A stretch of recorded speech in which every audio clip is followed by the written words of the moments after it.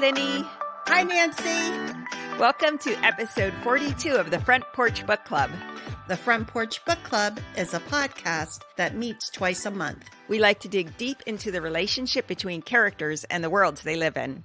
Grab your book and iced tea and join us on the front porch. Lenny, I'm so excited. Today we interview Dr. Kevin Bauer about the time period in Nathan Harris's The Sweetness of Water. Dr. Bauer is professor of history at Nebraska Wesleyan University in Lincoln, Nebraska, where he teaches courses including American liberalism and conservatism, racial justice in 20th century America, and teaching history through artifacts. He holds a doctorate in American history from the University of Cincinnati, and his current research focuses on the relationship between Dr. Martin Luther King Jr. and the American establishment in the 1960s. So he comes with a deep understanding of so many of the themes we talked about in the last episode. Kevin is also a colleague of Dr. Megan Winchell's. Listeners may remember we reviewed Megan's Good Girls, Good Food, Good Fun in episode 17, and then we actually interviewed Megan in episode 18. So definitely listen to those. Nebraska Wesleyan University, great university here in Lincoln, Nebraska. Now we've had the opportunity to interview two fabulous faculty members from their history department. Well, I think that people are just going to be fascinated with Kevin's understanding and how he connects the dots between what was happening in the 1860s and what is happening now. And his understanding of that really helped to clarify that for me. Great. Let's get to it. Okay, let's go. Welcome, Kevin. We're so delighted to have you join us on the front porch. I'm delighted to be here. Thank you for having me. Well, thanks for joining us. We're anxious to dig into the post-Civil War period of American history with you. But first, could you tell us a little bit about the path you took to becoming a historian? Yeah, it's, I suppose, a relatively simple story. I just always liked history. My favorite teacher in high school was one of my history teachers.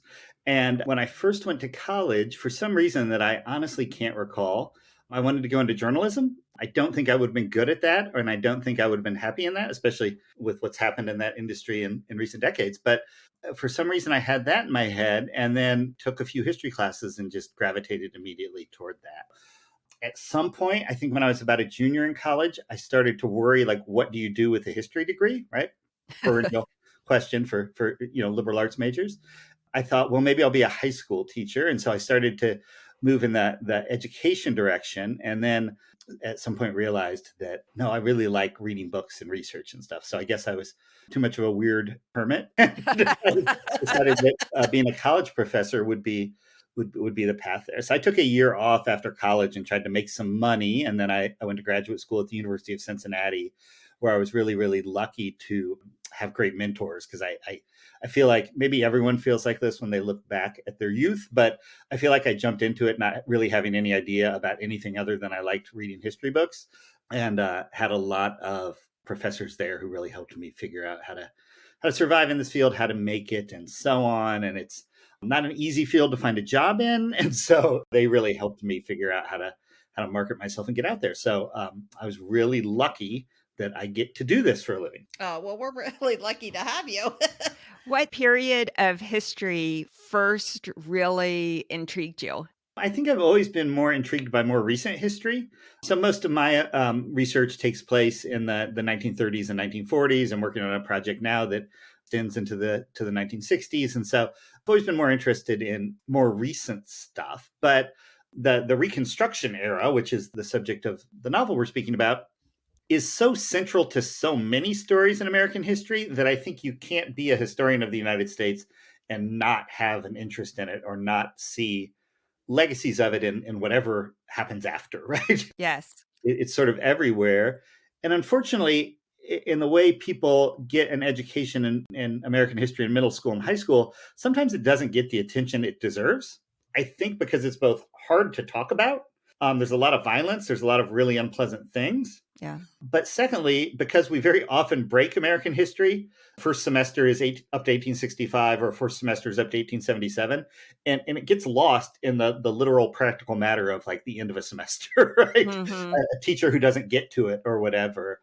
And so it's unfortunate. It should be central to our understanding of American history. And sometimes it isn't. And I noticed how many people have made that observation in the last few years as a lot of people have started to kind of reckon with the histories and legacies of racism. Yeah. I hear people saying, how come nobody ever taught me about where this came from in the Reconstruction era and so on? Mm-hmm. I admit, as someone who teaches history, sometimes when people say, how come nobody ever taught me this? I have a little part of my brain that says, well, I know me and a lot of my colleagues have been talking about this stuff in classes for decades.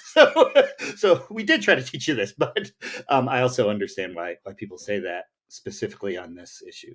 Linda and I grew up in Pennsylvania, and we got really good up to Gettysburg usually. And then really not even Appomattox Courthouse. Right. Really just Gettysburg was where we got to in Civil War history. And then it kind of fell off. We seemed like we were very strong in colonial history. William Penn, the founding of Pennsylvania, very strong on the Revolutionary War, little bit of Gettysburg, and that was our history. Yeah. The way state history is often taught is kind of an origin story, right? So where did we come from? And, William Penn's a pretty good story in a lot of ways, right? Yes. And then state history and the way it's taught in schools often becomes, what's a big thing that everyone knows that happened here, right? So Gettysburg's going to get in there. Yeah. But yeah, oftentimes the like connective tissue between all those things isn't apparent, right? Exactly. Well, at least it wasn't to me. Yeah. Well, it wasn't to me either, Nancy. The thread here of racism, have you seen any renewed activism on campus regarding racism in the last couple of years? Yeah, I mean, one of the things that a lot of people find hope in, myself included, with the younger generation, which I work with as a college professor, is their awareness of these issues. These stories aren't being marginalized or paved over the way that perhaps they once were, in all sorts of ways, in popular culture, in school curricula, in college and university curricula. And a broader range of students are more conversant in these issues than they have been at any other time since I've taught at the college level, which I think the first college class I taught was 1999. So that's a pretty broad span at this point. Reconstruction remains one of those eras that has been so commonly mythologized. Yeah. And had Black Americans written out of the story, weirdly enough, because they're central to it.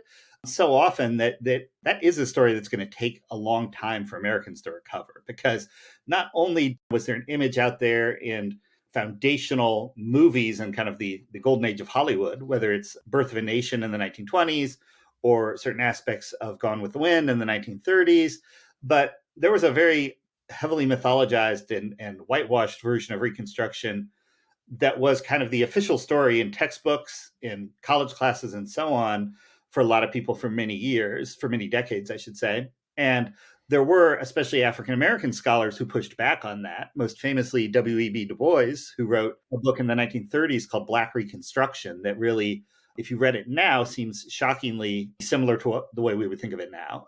But those stories were often marginalized. The story that was in the textbook, the story that was in popular culture was one of a tragic era because white people let themselves be divided by this war. And the end of the story, that the redemption in the story is in essence tacitly the restoration of a white man's republic, right? Of white men being in charge again. Yeah. And that proven to be one of the most like durable myths in American history. It's still everywhere in historical markers and in little leftover paragraphs in textbooks, even though they've been revised into however many editions. That's been a shockingly durable myth. That's interesting that you mentioned W.E.B. Du Bois's Black Reconstruction in America. I'm currently reading that. Okay. It is so resonant to, I think, what we're facing today. He just examines what are the prejudices, what are the structures that were put in place before and during, and now specifically, of course, the main topic of the book during Reconstruction. And he makes the case of how those structures redounded over the last couple decades following the Civil War. But it's amazing how those are still the issues that we're facing today. 100 years later, those seem to be very relevant issues. In that book, he makes a strong case that emancipation was largely a tool to end the war. And I'm wondering, is that still the way that historians think about emancipation?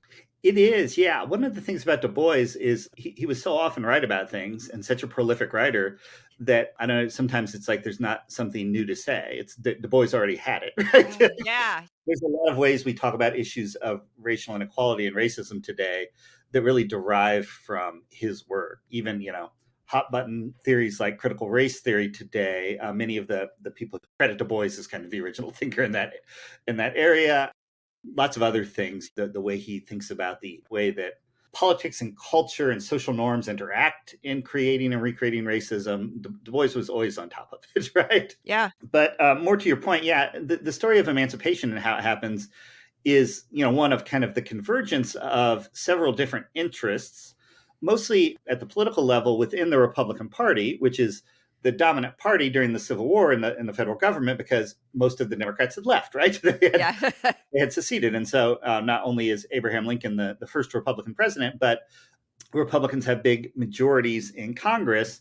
And the Republican Party was a big tent at that time that included both abolitionists who rejected slavery on moral grounds, white people who may have themselves had a very low opinion of Black folks, but who thought slavery was a poor economic system, and so rejected it on economic grounds. And then kind of opportunists who saw, as slavery began to collapse as a result of the war, the chance to kind of remake the Southern economy. So kind of all these different threads of the Republican Party kind of come together to some extent to help to bring about emancipation. But the facts on the ground are that the system of slavery is falling apart because, just at a simple level, wherever the United States Army went, enslaved people ran away, right? Yeah. They sort of precipitate the crisis by voting with their feet, by leaving the plantations, going and trying to join U.S. forces. And early on, that creates a crisis for the officer corps in the U.S. Army because they don't know what to do with them. Yeah. And they look to the political leadership for how to respond. And so this precipitates the crisis by which slavery is kind of falling apart throughout the war. So you can look at particular political moments like the Emancipation Proclamation or in December of 1865, the 13th Amendment as these important legal moments. The fact of the matter is that the collapse of American slavery is a little bit like Ernest Hemingway's How Did You Go Bankrupt? Very slowly and then all at once. It's kind of happening throughout the war, and the political system, the time it takes to get the 13th Amendment passed, it's kind of lagging behind the facts on the ground. Yeah. I thought it was interesting that slaves voting with their feet, at first they would run to the Union forces, and the Union forces were literally so unprepared that they thought, well, maybe we should return these slaves back to their plantations. Yeah. We don't know what to do with them. And that even was very controversial, having them join as contraband of the war at first, and then eventually able to be soldiers in the war. Right. Yeah, that's absolutely true. As enslaved people run away and become what at the time were called camp followers with the army and so on, it creates both a practical problem because it's hard to feed and supply an army in the field, and extra people are extra mouths. It also becomes a kind of ideological problem for white American soldiers and officers, because most of them probably didn't see themselves as fighting a crusade to end slavery. And they certainly didn't see themselves, in most cases, as fighting a crusade to help Black people.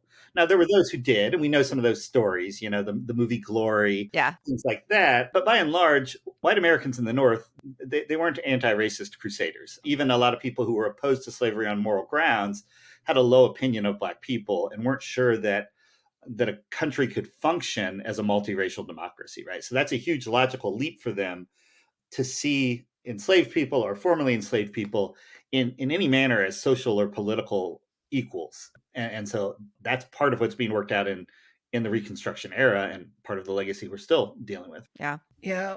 In the book, The Sweetness of Water, it really picks up at this time of confusion about what is going to happen, not only to those that are the recent slaves that are now just right outside their property in the woods with the clothes on their backs, and they're camping out there, and they've got some soldiers that kind of seem like they're homeless traveling further south or north or wherever to try to get back home.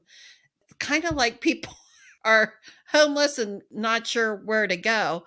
But can you talk a little bit about the Southern economy that relied on the slave labor and how that was also tied into this confusion? Sure. Yeah, confusion's a good word to describe what would have been happening in Georgia in 1865. Confusion, a complete lack of information for a lot of people, whatever their political opinions or their place in society was, a kind of vacuum, because there's a time in 1865 where sort of all government authority collapses in Georgia. The Confederate governor surrenders to the U.S. forces. And then at some point, he tried to reestablish the Confederate Assembly. And he was actually detained by the military for a while. They eventually paroled him, as they did most of these guys. But there's a while where like literally nobody knows who's in charge. And there isn't any kind of legitimate form of government authority one way or another. Now, eventually, Andrew Johnson, who becomes president when Lincoln is assassinated, appoints a governor. He did what he did in most states, appointed a Georgian. I think the guy was from Columbus, Georgia, but a Georgian who had been loyal to the Union. So like you get one of your own, but you don't get a Confederate. Yeah. And then the Freedmen's Bureau is established and the military is supplying people with food and so on. Anyway, to your question, there's a long period of months where there's a lot of insecurity. It's not clear who's in charge. And there's tremendous, what we would now call food insecurity in Georgia, because as the system has collapsed and as Georgia has been sliced in half by the U.S. Army, there's a very poor crop in 1865 in terms of both cotton, which was the cash crop, but also in terms of corn, which was heavily grown in Georgia as simply to feed people. And so there's a lot of food insecurity, and there's a lot of people just simply moving, whether that's soldiers trying to make their way home, whether that's people who've been displaced by Sherman's march to the sea, but most especially on the part of enslaved people, many of whom just up and leave as soon as they can the plantations and other farms they've been working on. And oftentimes what they're doing is going looking, like the characters in the book, for a family member they had lost, a family member who'd been sold away from them. Because you have to remember that this is happening after a generation in which an enormous number of enslaved people have been sold to the Deep South as the cotton economy spreads westward, first into Western Georgia, and then eventually into Alabama and Louisiana and East Texas and so on. And so families had been split up in a way that had been unprecedented, even amidst American slavery before that. Some historians now call that era in the middle part of the 19th century the Second Middle Passage, right? Oh. So like the Middle Passage across the Atlantic, this passage from the eastern seaboard of the American South to the Deep South. And so there's lots of people who just leave and go looking for family. There's lots of people who leave because they may not have known what was going to happen next, but they were going to be damned if they'd stay on the plantation where they had been enslaved. Yeah. They go looking for a better deal. Right. They go moving on to empty land. And white Southerners respond to this heavy movement of Black people with panic.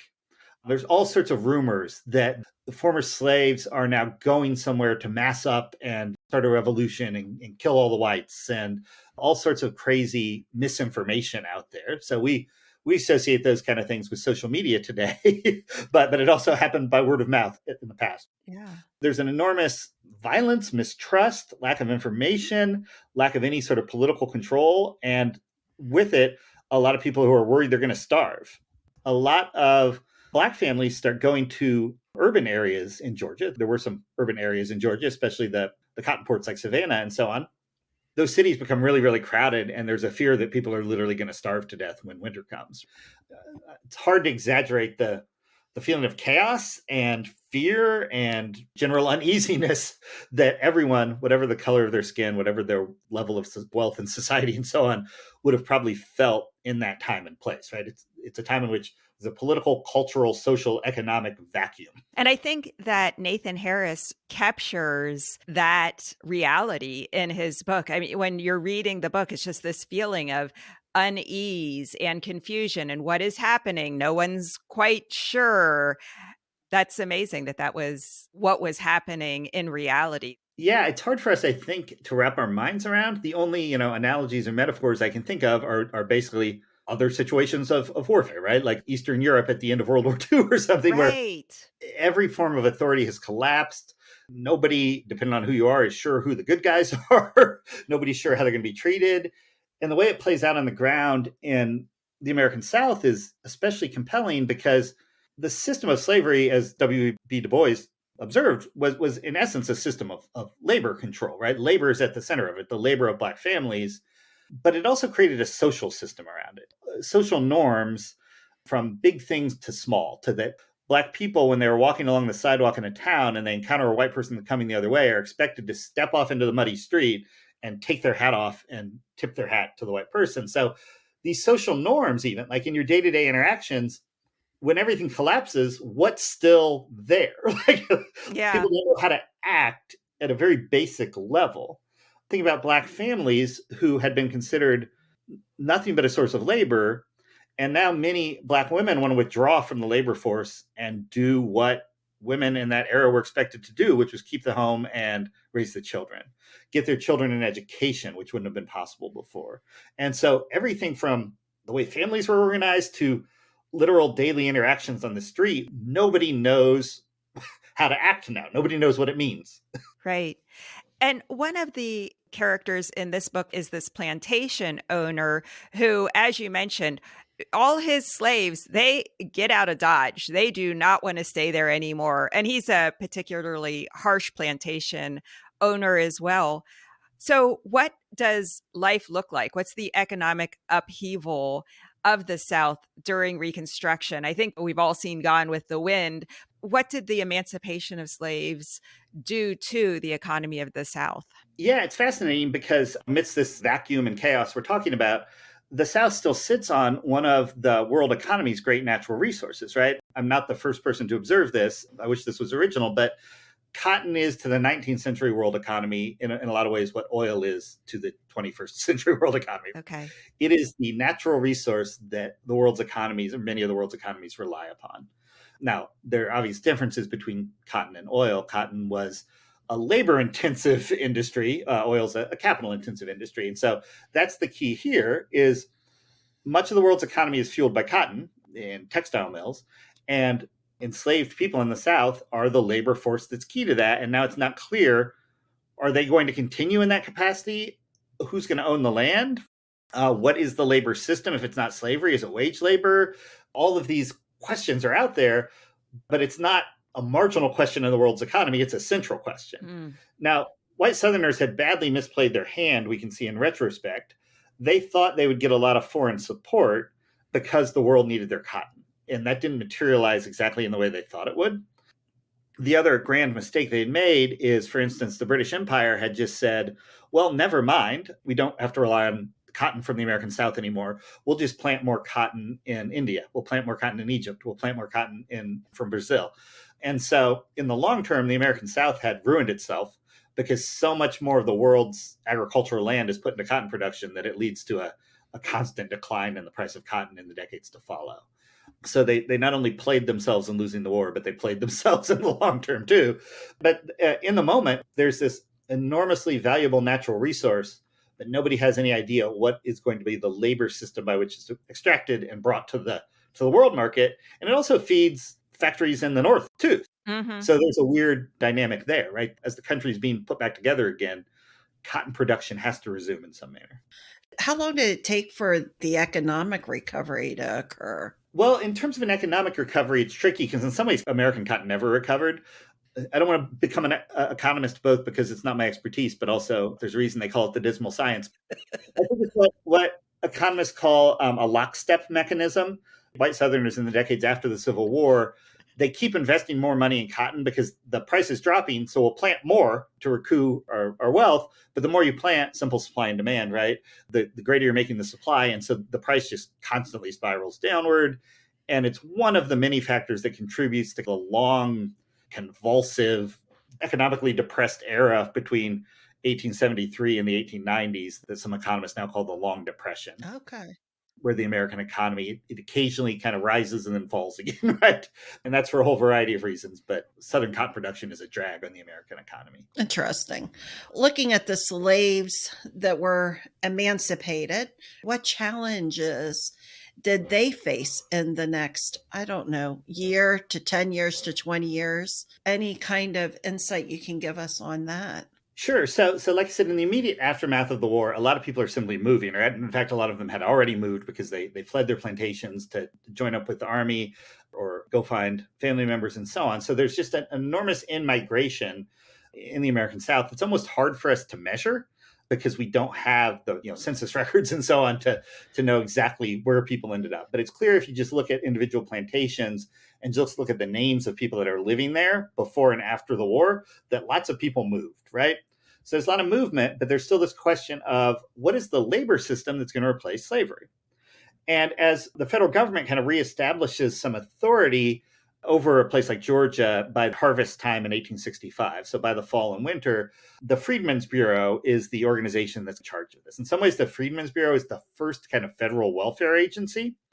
And its job is to try to both help formerly enslaved people, freed people in the South, but also to get the cotton crop to market, right?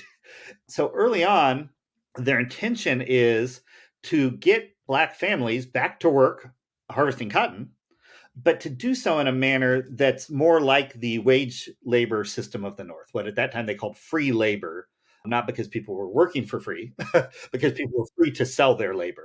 And when you live in a country with 4 or 5 million enslaved people, you understand why being able to sell your labor for as much as you could get would seem like an essential freedom. And so that was kind of the ideology that Northerners brought to it. And so they want to recreate the South in that manner, but they fail for several reasons. One was the ineffectual leadership of Andrew Johnson, the president, who's one of the most failed American presidents. The Freedmen's Bureau was underfunded and couldn't really make this happen everywhere they wanted to. Good people went to work for the Freedmen's Bureau and tried to help. They set up public schools for Black children for the first time and so on. But they don't have the person power. And I say person power because a lot of the teachers were women. It was men in leadership, but women were the foot soldiers of the Freedmen's Bureau in many cases. They didn't have the staff to bring about this massive change. They were a little bit too conciliatory toward the Southern plantation system because in the end, they wanted the cotton to market. So they sided with the planters in a way that is regrettable in retrospect. But that's what they're trying to do. At the same time, Southern governments, including in Georgia, state governments, start instituting Black codes. They start instituting laws to restrict the rights of Black people in all sorts of ways. But the most important of which in the long term is probably to literally restrict the movement of Black people. They pass vagrancy laws. And vagrancy is defined as being found on the road, basically, without a job. So if it's against the law to be found on the road without a job, you in essence can't go looking for a job, right? You have to stay where you are. Wow. Because if you're arrested for vagrancy and convicted, which you will be because it's all white juries, all white and male, your punishment is going to be sent back to work on a plantation under conditions that are very similar to slavery. So the term catch-22 didn't exist yet, but it's a classic catch-22, right? There's no way out of this system. In these Black codes, they pass other laws against interracial marriage, lots of other things to kind of restrict the movement and freedom of Black people. But it's really the vagrancy laws in the long term that matter the most, because if the essence of freedom, according to 19th century Americans, is the ability to sell your labor for as much as you can get, you've in essence taken away the opportunity to sell your labor on an open market, right? You're stuck where you are now. And so if you look at plantations in a place like Georgia, you'll see a lot of Black families working on the same plantation under slightly altered conditions that they were enslaved on before. You'll see some names that change. You'll see the conditions change because they start to build their own cabins. They're not in slave quarters, right, under the supervision of the quote unquote master's house anymore. So there is some change, but nothing that's going to bring about anything like real equality or a real multiracial democracy because, of course, by the time Reconstruction is over, white rule has been restored to the South and Black voting rights go away until the 1960s, really. My. Bringing it up to the 1960s, what do you think the major policies or issues were that our country got wrong during that period of Reconstruction that have led to these economic, social, and really even spiritual injustices that Blacks have faced in our country? Yeah, there's several different ways to answer that question. And this is a point at which a lot of historians get into comparisons to other societies where slavery was either abolished by law or fell apart amidst warfare or other factors. One notion is land reform could have been key. Yeah. That's what a lot of Black families are asking for as slavery collapses. Most famously on the Sea Islands off the coast of Georgia and South Carolina, so places like Hilton Head and this and that, which were extremely wealthy cotton plantations. And the white masters fled early in the war as the Union Navy and Union Army begins to retake those places. And famously, Black families living there say, there's a letter to Andrew Johnson, or to the Freedmen's Bureau, but speaking to Andrew Johnson at the end of the war, saying, we stayed loyal. We're real Americans. These people led a war against the United States. This should be our land now. We spent several years after the white folks fled raising cotton on this land and selling it on the market. It's ours now. Right. Remember, this is the era of the Homestead Act. Right. So this isn't a radical thing to say. Yeah. That if you claim a piece of land and prove it up, as they said, and prove it, that it's yours. And so Black folks are like, this is how things work, right? Right. This is America. And they don't get that. So, land reform is one possibility. Another possibility is a serious and permanent shift towards some sort of wage labor system that could have led, potentially taking several steps ahead here, but to a more diverse economy in the South.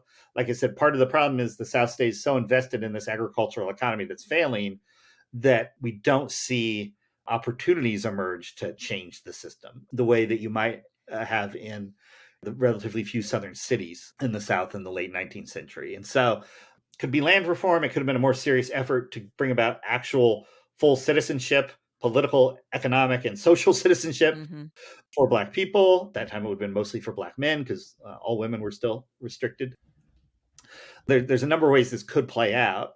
One way or another, Reconstruction's been seen as a missed opportunity. We could have had a true multiracial democracy and we failed. It's been seen, I'm borrowing from the historian Eric Foner here, as an unfinished revolution. Some change did happen, but obviously not enough, right? Obviously, it takes another 100 years before there's a second Reconstruction amidst the civil rights movement.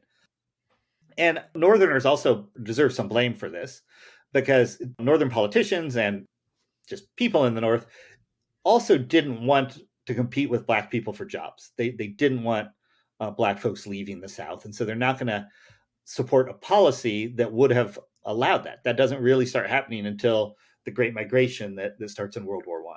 There's some attempts at it. There's all these thoughts of Black homesteaders going out to places like Kansas. But by and large, I mean, there were Black homesteaders, but by and large, it's not a mass movement out of the South until World War I. Well, that leads us to today. And I like that you're working with young people on a campus and that there's always seems to be discussion and dialogue when you get around young people. The healing and the racial divides that we're still talking about today and that still are impacting and hurting us as a country. What way do you see forward for healing the racial divides and moving forward? Yeah, the conversation on a college campus will very often center on kind of the social aspects of things, right? So that talk, and there should be, about sort of how to get along and treat each other well. And that's important because people aren't going to enter into a space they've been excluded from before if they're faced with open discrimination or even microaggressions, right? So those conversations are important. But from a national level, I think the question is still, like Du Bois said in the 1930s, it's still an economic question, right? The only way to really solve this is greater economic equality, because people will choose not to discriminate when they want your dollars, right? when you have wealth. And, this is one of the observations that a person like, say, Stokely Carmichael is making in the 1960s when he starts. He always said he didn't coin the term Black Power, but he became the person it was associated with. And he's saying Black Power means actual material equality. That's the only thing that can really bring about permanent change. So if you look at the United States today, wealth inequality between white and Black families is about 10 to 1. Yeah. And if you want to get complicated with statistics, things can look a little bit better because on average, the white population is older than the black population. So if you sort of adjust for that, it's not quite as big a racial wealth gap and so on. But there's an enormous racial wealth gap. And right, to me, that's the thing that has to be addressed. And I would suspect, historians don't like to make predictions about the future, but I suspect we would see some of our other problems change when that changes. Political economic clout forces the system politically and economically to respond. Mm-hmm. So there was a time where, my name is Kevin Patrick. I'm of Irish heritage. There was a time when, people that look like me would have been denied certain jobs and so on. Certainly not at the level of discrimination that Black Americans have faced. But once a community builds some wealth and some political power, well, the system responds to them, right? Think of ethnic neighborhoods in a place like Chicago and the way white ethnics over time were integrated into the larger polity.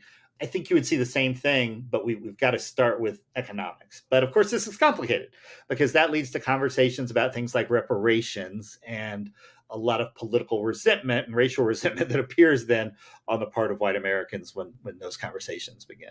Yeah. And then I think also it, for some people, feels threatening or an indictment into their individual morality as saying, well, I'm not a racist. I don't discriminate. And it's the lack of understanding, not just systemic racism, but also that kind of individual prejudice that many white people carry, and it's invisible to them. Yeah, I've kind of recently become obsessed, and I'm probably overselling it because I want to have hope, with this notion that there's this idea out there called the Marley hypothesis. And it relates to a line from Bob Marley's song Buffalo Soldiers about if you know your history. But it shows up in some political behavior, the way racial resentment does and doesn't affect people's voting behavior, and other things. Like there's psychologists that are doing work on this. And it shows that actually, if people kind of know the history of this, it tends to lessen the racial resentment that white people will feel. The kind of stuff where people say, this is reverse discrimination, or I'm not a racist, I have Black friends, or why are you telling me I have white privilege? I've had hard things in my life. I'm not privileged. Those kind of reactions when we have these discussions can be kind of leveled out a little bit if people actually know the history of things like Reconstruction or subsequent aspects of where wealth inequality came from, housing discrimination and job discrimination and so on. If people kind of know those things, they take it less personally, and people do at some level want to be fair. Now, to what extent you can actually get them to vote to potentially do hard things, well, that's okay. That's an open issue. Yeah. But most people do kind of want to be fair. And so, yeah, I'm hopeful if we can have these conversations about the histories of these things and about the real material factors that cause them, it does, not that it's going to save the world overnight, but it does make for a healthier civic discussion, a healthier civic sphere. And so I'm really happy I get the chance to work with a lot of teachers at the K-12 level. I'm happy these conversations are happening in a real way in their classrooms. I mean, that does, I think, matter very much. It's all slow going. American history is often a little progress toward greater racial equality followed by a backlash. That's not inevitable, but it happens. But as the African-American writer Ta-Nehisi Coates said, it does mean something that people in small towns in North Dakota were protesting George Floyd's murder, right? Yeah, right. There is a way in which there's an awareness out there that wasn't out there amongst white people in the 50s and 60s. Yeah, very good. That's a great point. If people want to learn more about this period of Reconstruction, if they're interested in learning more about racial reconciliation, what book recommendations do you have around this topic? So obviously Du Bois has to be in there. Yeah. Now, reading Black Reconstruction, it's written in the 30s. It's written very differently than what we read now. Yeah. It's not going to be beach reading, I guess. But, and it's very long. It is long, yes. But certainly, I have to say it is the foundational piece. Yeah. A 21st century scholar who's very influenced by Du Bois's work is Eric Foner. He's kind of the big name in writing about Reconstruction. His book, Forever Free, about emancipation and its aftermath, is very readable. He worked at Columbia for many decades. He's a historian who really thought historians need to also speak to the public, not just write for each other in their universities. And so his stuff is very readable. If you want to get into some on-the-ground aspects of this, like The Sweetness of Water does, with characters that are not big names, not presidents and stuff, but quote-unquote normal people, if you want to understand the role of Black women in this story, Leslie Schwalm has a good book that's mostly in Georgia called A Hard Fight for We. And it's about Black women in Reconstruction. So yeah, those would all be really good places to start. Oh, those sound good. They do sound good. We'll put links to those books on our show notes if people want to check those out. Well, Kevin, thank you so much for joining us on the front porch. This has been an interesting interview because I now have, I guess, what you said with the threads, like it kind of helped to connect all those pieces together for me better, and seeing Reconstruction throughout the decades and even more than a century, because we're still working on this theme. So thank you very much for joining us. Thanks for saying that. Yeah. There's a great line from Thurgood Marshall that kind of pulls together what you just said. When he's defending the students in Little Rock in 1957 amidst the desegregation of Central High School there, and it's on camera, and somebody says to him, like, aren't you going too fast? Aren't you trying to change things too quickly? This is 3 years after the Brown decision. And he says, with reference to Emancipation and Reconstruction, he says, it's been 90 some odd years. That seems like not exactly too quickly, right? Yeah. Yeah. The notion that a lot of this dates back to Reconstruction, I think is important. So thank you very much. Thank you so much for joining us. It's been just absolutely a delight. Nancy, wasn't he interesting? Fabulous. Just so knowledgeable and connected all those dots for me in listening to his knowledge about not only what happened right after the Civil War and actually what happened during it, but then relating that to today and where we need to go now. Yeah. And I also loved how he pulled together the threads of economics, social issues, political issues, and how those all have come together in different ways to create negative things in our racial environment. And it also made me think about Trevor Noah's book, Born a Crime, and their work on how did apartheid start, and then where Trevor took up as a little boy, and how their culture has changed, and how they had their own issues with racism and recovery and all of that. So I was reflecting on that, listening to him as well. That's interesting that you say that, because the conversation for me made me think of Van Jones' book that we reviewed earlier this year, and some of his experiences as a Black man in the United States in the 21st century, and how far we have to go still. Well, I was thinking of Van as well. Well, of course you were thinking of Van. So Kevin brought out a lot of neurons firing in my head as he was talking about so many different areas. He's so knowledgeable. So it gives you a lot to think about, I guess. Mm-hmm. Okay, well, stop by the front porch the next time. It's December. And that means we are going to bring up a children's book. Yes. We're going to be discussing The Evening Walk by Sue Ray Smolik. And this is a heartwarming book about a little boy, his mother, and his trusty dog, Tiggy. And I just love that the dog's name is Tiggy.